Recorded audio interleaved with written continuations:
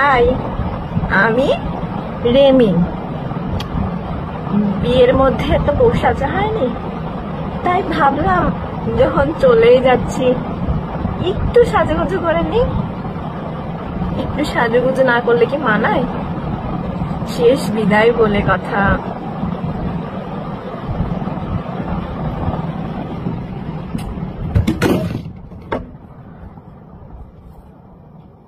ওই পারের কোন সুখ তার আল্লাহ আমার জন্য লিখে রাখেনি, তাই না? এই পারেতেও যে খুব একটা সুখে শান্তিতে আমার জীবন পার হয়েছে তাও কিন্তু আসলে না। কিন্তু এই তো শেষ বিদায়, তাই একটু সাজুগুজু। আমার পরনে যে শাড়িটা দেখা যাচ্ছে না, এটা আমার প্রিয় মানুষের দেওয়া। এটা তার মানে তার জীবনের ইনকামের টাকার অনেক দামি। তো ভাবলাম যাকে ছেড়ে চলে যাচ্ছে তার জিনিসটা অন্তত সাথে নিয়ে যাই, অন্তত কিছুক্ষণ আমার সাথে থাকুক, তাই না?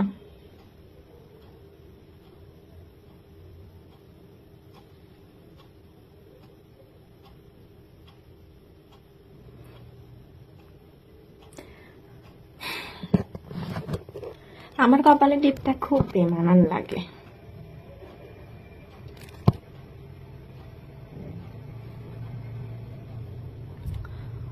আজ পাথর হয়ে গেছি। এই যে দেখতে পাচ্ছেন, এই যে এটা বইটা উল্টা ভাবে দেখাচ্ছে। এই ডাক্তারের কাছে আমার ট্রিটমেন্ট চলে, তার নির্দেশনা, তার প্রেসক্রিপশন। এটা আমার থেরাপি ছিল, এটাও থেরাপির একটা অংশ। এই যে ওষুধ, এই যে যাবতীয় ওষুধ চলছে। এক বছরের বেশি হবে তার থেকে আমি থেরাপি নিচ্ছি। নিয়ে না তেমন একটা খুব কাজ হয়নি আসলে।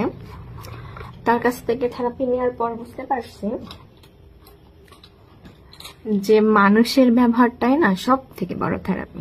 যেমন এই যে প্যানিক অ্যাটাকের জন্য এটা, তারপরে আরো আছে এটা প্যানিক অ্যাটাক, টেনশন ফ্রি। এটা সকালে খাইতে হয়, আর এটা রাতের ডোজ।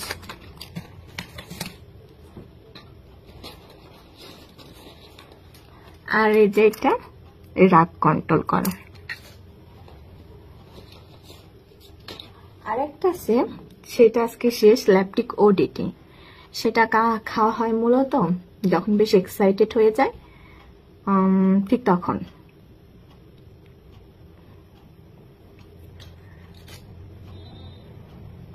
আজকে আপনাদের ছোট্ট একটা গল্প শোনাই। হ্যাঁ জানি ভিডিওটা অনেক বড় হবে, কিন্তু ভিডিওটা আপনারা যখন দেখবেন তখন আমি আর থাকবো না।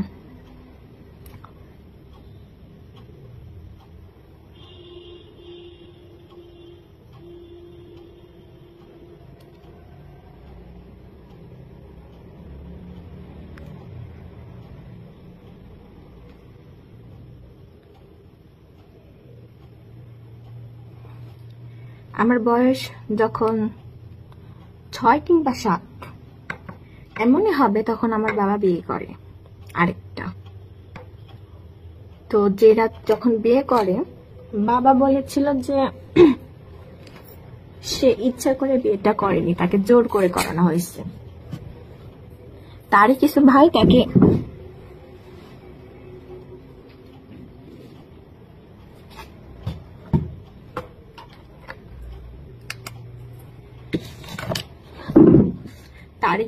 তাকে জোর করে বিয়ে দেওয়া হয়েছে। তো যে রাতে আমার বাবাকে বিয়েটা দেওয়া হয়, সচরাচর আমার বাবা বেশি রাত করতো না, তাড়াতাড়ি চলে আসতো। তো সেই রাতে না দেরি করে আসে। আমার মা অনেক চিন্তা করে যে কেন আসছে না। মায়ের সাথে আমিও জানাচ্ছিলাম। তো বাবা আসলো রাতে, হুট করে এসে আমার মাকে জড়াই ধরে অনেক কান্না, যে এরা আমাকে এভাবে ফাঁসিয়ে বিয়ে দিল। তো আমার বাবার হয়তো বা কপালে ছিল বিয়েটা, সেখান থেকে আর বের হয়ে আসতে পারেনি। তো 6 বছর বয়স থেকে শুরু হলো আমার ডিপ্রেশন, মানসিক একটা পেশার যাকে বলা যায়।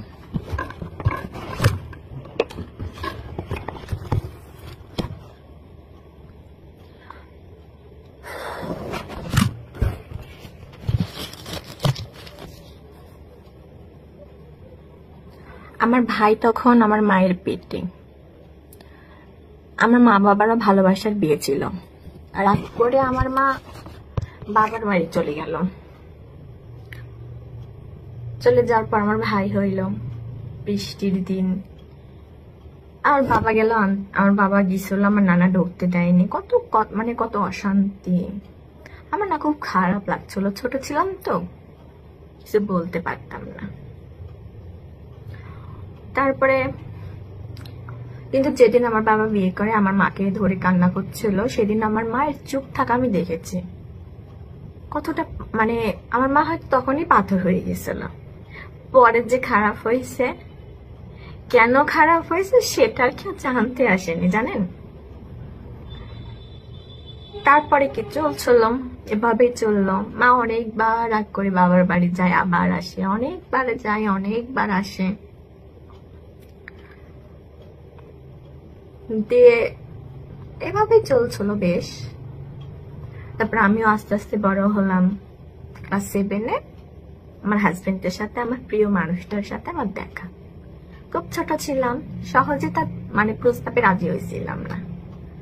সে অনেক ঘুরায় পিছায়, প্রায় 6 মাস ঘুরে মনে হলো যে কথা বলি, ফোনে কথা বলে তো প্রেম হয়ে যাচ্ছে না, অন্তত সে ছেলেটার তো আমাকে রাস্তাঘাটে চালাবে না, তাই না।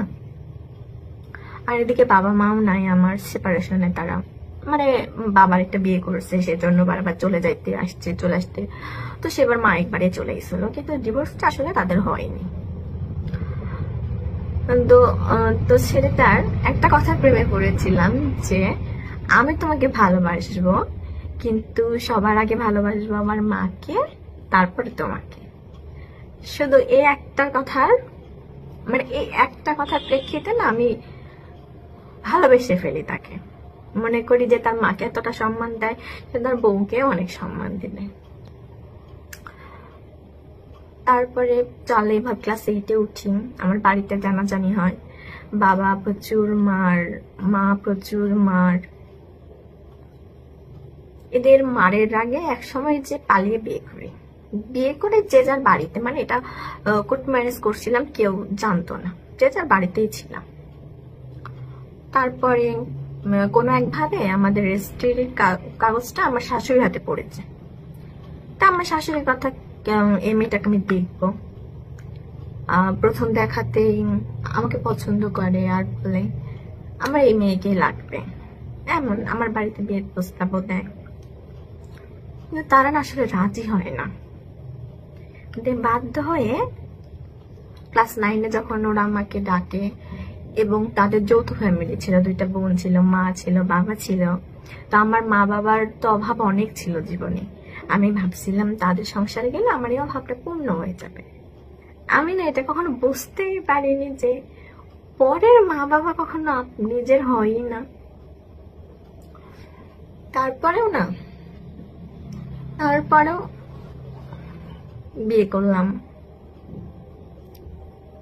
বিয়ে যখন করলাম, ছোট ছিলাম আমি, ক্লাস 9-এ পড়ি। সব দোষ এক আমার ঘাড়ে দিয়ে বিয়েটা দিল। ছেলেকে কাছেও আশেপাশেও আনলো না, ছেলের দোষটাই আনলো না। আমার বংশটা একটু খারাপ ছিল বলে সব দোষ আমার উপর দিয়ে বিয়েটা করলো। আচ্ছা ঠিক আছে, হলো। বিয়ের পরের দিন সকালে বুঝতে পারলাম যে কি করলাম আমি যেটা করছি মোটেও ঠিক করি নাই। কিন্তু তখন তো সব শেষ, কিছু আর করার নাই। এই সমাজে ডিভোর্সি মেয়ের জায়গাটা যে আসলে কোথায় সেটা তো আপনারা ভালো করেই জানেন। তো সেই জায়গা থেকে আমি আর বের হয়ে আসতে পারিনি, অনেক চেষ্টা করছি সংসার করার, জানেন। ক্লাস 10-এ বিয়ের জন্য তারা বাচ্চা নেওয়ার জন্য চাপাচাপি করছিল। আমি চুড়ি পরেছি, 2 হাত ভরে চুড়ি পরেছি, সুন্দর লাগছে না আমাকে। দিয়ে বাচ্চা নিয়ে এলো, নিলাম, বাচ্চা পেটে রেখে কত কাজ করছি, এসএসসি পরীক্ষা দিছি।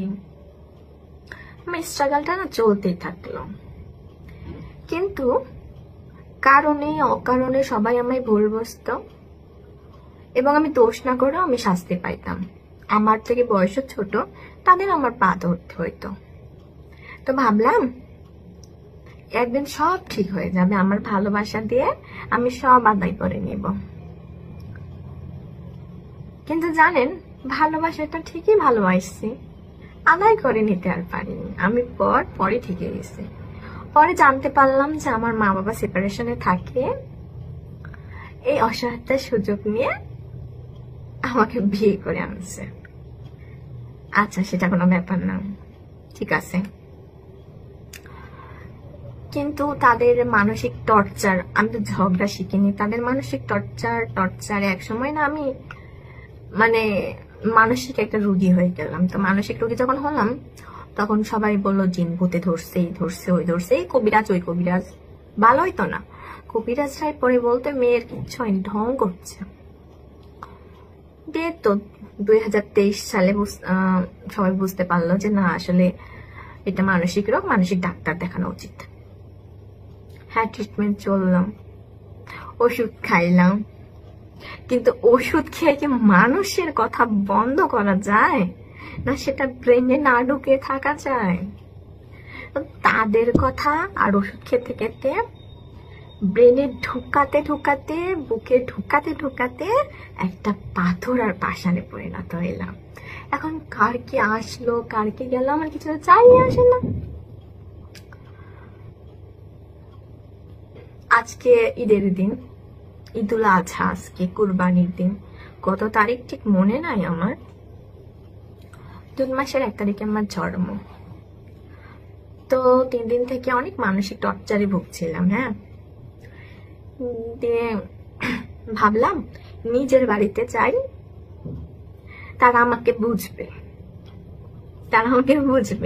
এই মানুষ যতই যাই বলুক না কেন, মায়ের মতন হয়েছে, বাবার মতন হয়েছে, সংসার করার কি বুঝে না, মেয়ের মুখের দিকে তাকাই না, এটা মানুষ বলতো না, তখন সহ্য হয়ে যেত। আর যখন নিজের মানুষগুলাই ঠিক একই কথা বললো, বিশ্বাস করেন, একটা দীর্ঘশ্বাস, একটা খুশি, একটা আনন্দ, আমার ভিতরের ক্ষতটা না আমি কাউকে দেখাইতে পারিনি। বাইরে এই যে হাত কাটছি, এই যেখানে হাত কাটা, তারপর এইসবই হাত কাটা, এসব ইঞ্জেকশন দেওয়া, এগুলো তো মানুষকে দেখানো যায়, কিন্তু ভিতরের ক্ষতটা আমি কিভাবে দেখাবো কাউকে? এটা তো সম্ভব না চাইলেও। তাই আজকে আমি বেয়াদব, অসভ্য, কত কি। সবার না তাদের মনের কথা, কষ্টগুলো বলার কেউ আছে, যাদের কাছে বলে তারা শান্তি পায়। আমার না কেউ নাই। কারণ কি জানেন, আমার মা বাবা খারাপ। এই আমার মা বাবা খারাপ। আচ্ছা, তাদেরকে খারাপ কি আমি হতে বলেছিলাম? আমার বাবাকে কি আমি বলেছিলাম যাও যে বিয়ে করো? মাকে বলছিলাম সেপারেশনে চলে যাও, যে তোমার মতন তুমি নিজের সংসার মানে নিজের জীবন শুরু করো? বলছিলাম কি? বলি নাই তো। এখানে আমার দোষটা কোথায়? আমি যখন আমার বুকের কষ্টগুলো বলতে না পারি, চিৎকার করি, ভীষণ জোরে জোরে চিৎকার করি, আর মানুষকে বলি চুপ করো, তুমি চুপ করো, তুমি কিছু জানো না, তুমি চুপ করো। তখন আসলে আমি হয়তো বেয়াদব। এই যে ভিতরে থাকা ক্ষতটা দেখাতে পারি না তো কাউকে, কাকে দেখাবো? কে বুঝবে? যে থাকলে না বুঝবে। তো আমার মানসিক সমস্যা এত কিছুই বেড়ে গেছে যে এই ওষুধগুলো তার কাজ করে না কাজ। আমার মেয়ে ছোট এখন, তো তার মা যদি এখন মারা যায়, সে একভাবে বড় হয়ে যাবে। আমার মেয়েকে অত তো শুনতে হবে না যে তুই তোর মায়ের মতন ছিলি, এটা শুনতে হবে না। কিন্তু যদি একটু বড় হয় তখন তখন যদি তার বাবার সাথে আমার সেপারেশনে চলে যাইতে হয়, তখন কিন্তু তাকে শুনতে হবে এই যে মায়ের মতন হয়েছে, এই যে বাবার মতন হয়েছে, খারাপ একটা মেয়ে, বেয়াদব একটা মেয়ে, অসভ্য একটা মেয়ে। এই কথাটাই যেন আমার মেয়েকে না শুনতে হয়, তার জন্যই আমার এত ব্যবস্থা। আমি জানি আমি যদি আজকে মারা যাই তাহলে না আমি ইহকাল পাবো না পরকাল পাবো, সারা জীবন না তো জাহান্নামেই ভুগবো, তাই না? আমি তো এটা জানি, কিন্তু কথা এটা না আমি কোথায় গেলাম সেটা কথা না। আমি যে বেঁচে থেকে এতগুলা মানুষের জীবনে অশান্তি করছি, আমি যদি না থাকি তাহলে অশান্তি গুলোই হবে না। তারা অন্তত ভালো থাকবে তো, তারা সুখে থাকবে তো, শান্তিতে থাকবে না, শান্তিতে থাকবে। আমাকে ভালোবাসার মতন কেউ নাই, আঁকড়ে ধরার মতনও কেউ নাই। কেউ হাতটা চেপে ধরে বলবে না রিমি আমি আছি তো, কষ্ট কেন পাচ্ছি? বলে না, কি বলে তোর বাপ খারাপ, তোর মা খারাপ, তোর বাপ খারাপ, তোর মা খারাপ, তাই তুই এরকম হয়েছিস। বাপে সেপারেশনে গেছে না, বাপ 101টা বিয়ে করছে, বংশ খারাপ, মা বিয়ে করছে, তোর বংশ খারাপ, তুই তো ওরকমই হবি। তুই কি সংসার করার মেয়ে নাকি? এই কথাগুলো আমি আর নিতে পারছি না। এই যে মাথার মধ্যে একটা গিলু আছে না, আল্লাহ একটা গিলু দিয়েছে না, বুকের মধ্যে একটা হাড় দিয়েছে না, মন কষ্টগুলো অনুভব করার, আমি তো সেটাই পাচ্ছি। তার থেকে মুক্তি চাওয়া কি পাপ? এখন কথা হইল আমার মৃত্যুর জন্য দায়ী কারণ। প্রথমে আমার মা বাবাকে, আমার ছোট মাকে, আমার বাপকে বলি যে আমি মরে গেলে তুমি আমার প্রিয় মানুষটাকে এই জেল, আদালত, থানা, আইনের পিছে ঘুরাবা না, কারণ আমার মৃত্যুর জন্য তো দায়ী তুমি। আর যদি তুমি বিয়ে না করতে, আমার মাকে নিয়ে সংসার করতে, তাহলে আমাকে সব কথা বলা কেউ সাহসী পাইতো না। জেল যদি কারো খাটতে হয় তাহলে সেটা তোমার, সেটা একমাত্র তোমার, আর কারো না।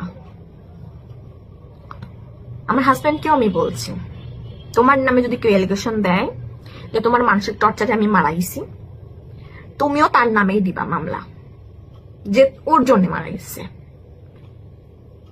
কারণ আমার মা বাবা ভালো হইলে আমাকে কি সাহস পাইতো নাকি কেউ, হ্যাঁ, যে হইল কথা শোনানোর? আজ আমার বাড়ির মানুষে আমাকে বললো অত বড় বেয়াদব একটা মেয়ে, অসভ্য একটা মেয়ে। আমার মুখের উপরে কেউ তর্ক করে না, বংশের সবাই আমারে খুব ভালোভাবে শুনে,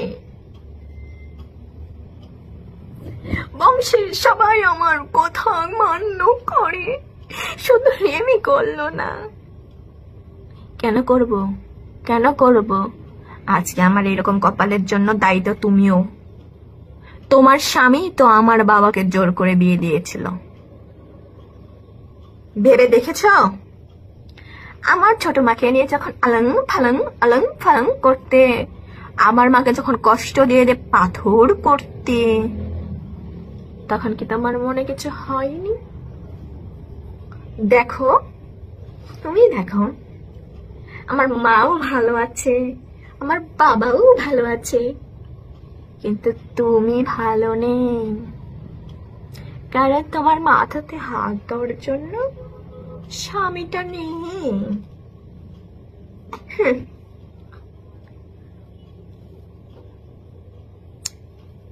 আর এই যে আমার হাজবেন্ডকে বিয়ে দিতেছ, আমার হাজবেন্ড বিয়ে করতে চাই, তোমাদের বলছি সুন্দরী মেয়ে দেখে বিয়ে কইরো।